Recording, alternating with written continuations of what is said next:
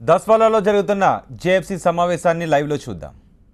కూడా ఆంధ్రకు అన్యాయం జరిగింది, మేము మీ తరపున ఉంటాం అనేసి చెప్పినటువంటి వ్యక్తులు ఉన్నారు. అందరూ ఇంచుమించు పక్కన ఉన్నటువంటి టీఆర్ఎస్ కూడా కవిత గారు అయితే ఆన్ ది ఫ్లోర్ ఆవిడ సపోర్ట్ చేశారు. చాలా అన్యాయం జరిగింది చేయాలని. టీఎంసీ కానీ ఎస్పీ బీఎస్పీ కానీ సోనియా గాంధీ రాహుల్ గాంధీ గారిని కూడా కలవడం జరిగింది. వారు కూడా 184 నోటీస్ ఇచ్చారు.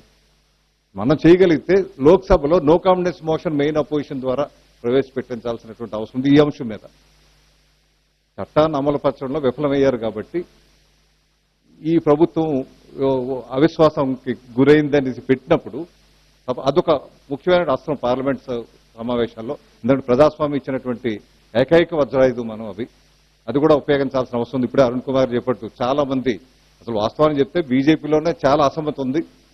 అసలు వాళ్ళే చెప్తారు నెక్స్ట్ టైం మాకు అబ్సల్యూట్ మెజారిటీ రాకూడదని చెప్తున్నారు. వాళ్ళే వస్తే మళ్ళీ ఈ పాప ఇంకో 5 సంవత్సరాలు ఉంటుందనే పరిస్థితులు వాళ్ళు చెప్తున్నారు. వాళ్ళు ఏదో క్లోజ్డ్ డోర్స్ లో 1-to-1 చెప్తున్నారు, సరే ఓపెన్ గా రాలేకపోవచ్చు. అంటే అటువంటి పరిస్థితి, అంటే ఒక ప్రజాస్వామ్య ప్రభుత్వం అనేటువంటి పరిస్థితి అయితే ఎక్కడ కనిపించట్లేదు. ఒక డిక్టేటోరియల్ టెండెన్సీస్ కనిపిస్తున్నాయి.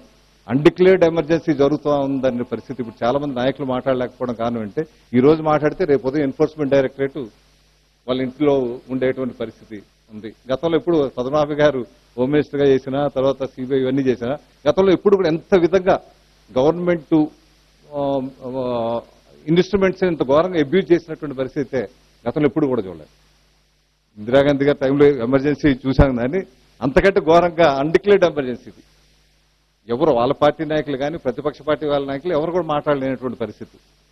ఒకవైపు లోక్సభలో స్పష్టంగా కాంగ్రెస్ స్టాండ్ తీసుకుంది. రాష్ట్రపతి ధన్యవాద తీర్మానాల్లో ప్రధానమంత్రి రిప్లై ఇచ్చేటప్పుడు థ్యాంక్స్ గివింగ్ మోషన్లో ముఖ్యమైనటువంటి అధికార పక్షం ప్రతిపక్షం ఇద్దరు కూడా గైర్హాజరయ్యారు. ఇద్దరు మాట్లాడలేదు. మనం ఎవరి ముందైతే మన ఆవేదన